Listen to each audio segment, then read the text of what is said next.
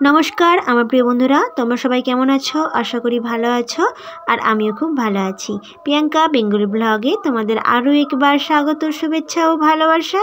आज चले एलाम आरो एकटा ब्लग भिडियो निये प्रतिदिनेर मतो। और आजके किन्तु तोमादेर साथे कोनो रान्नार भिडियो किंबा अन्यान्य भिडियो छाड़बो ना। आजके शुधु माने एई मौचाकेर आजके विषये तोमादेर साथे शेयार करब, मौचाकेर पाड़ा थेके एकदम शेष पर्यन्त। तो देखो बंधुरा भिडियोटी स्किप ना करे पुरोटा देखते थाको और कतटा मधु पेलाम সেটাও কিন্তু তোমাদের সাথে শেয়ার করব। তো দেখো বন্ধুরা এই যে চারদিকে যেন মনে হয় কুয়াশা কুয়াশা, কিন্তু এটা নয়, এটা হচ্ছে চারদিকে একটু ধোঁয়াটা দিচ্ছে, কারণ মৌচাক পাড়ার জন্য ধোঁয়া দিয়েই মানে মৌচাকটা পাড়তে হয়, নাহলে মৌচাক মানে অ্যাটাক করবে, কামড়াবে। সেই জন্য দেখো দাদারা মানে খুব জলদি দুটো যেহেতু মৌচাক দিয়েছে তাই খুব জলদি কেটে নিয়ে চলে এসেছে। আর দেখো এক বালতি পুরো মধু বেরিয়েছে দেখো।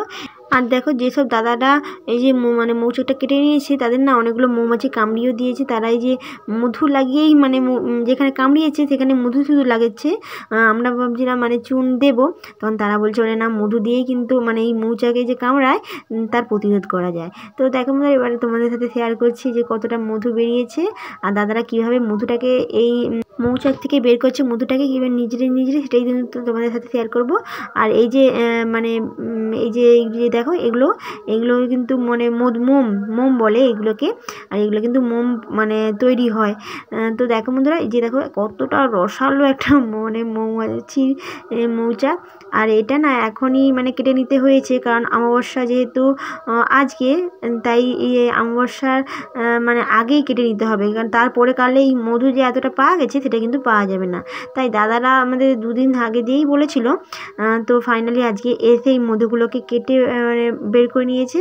আর দেখো অনেকটা মধু বেরিয়েছে।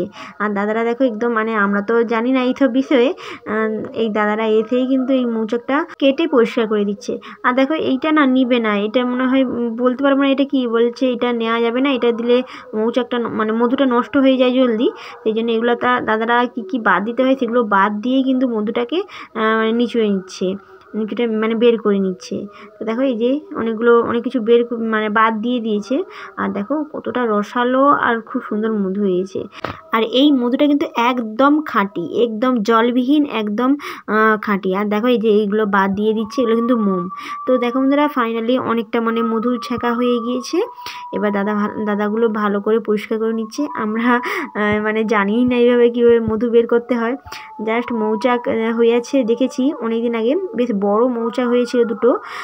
তো দেখো দাদারা বেশ পরিষ্কার করে দিচ্ছে মৌচাকগুলো, মানে মধুর যে মৌমাছিটা যে মানে পড়ে গিয়েছিল সেগুলো। তো ফাইনালি সুন্দরভাবে মৌমাছিগুলো মানে হয়ে গিয়েছে। আর দেখো অনেক মৌমাছি না চলে এসেছে, সেই জন্য আবার ধুঁয়ো দিয়ে তাদের দিকে খেদানো হচ্ছে, নাহলে মানে মৌমাছিগুলো চলে আসলে আমাদেরই সমস্যা, মানে আর নাকি মধু নিয়ে যায়। এই জন্য মানে ধুঁয়ো দিয়ে মৌমাছিগুলোকে কিন্তু তাড়াতে থাকছে। আর এটা অনেকটা দূরে চলে এসেছি তবুও মানে মৌমাছিরা ঘুরঘুর করছে।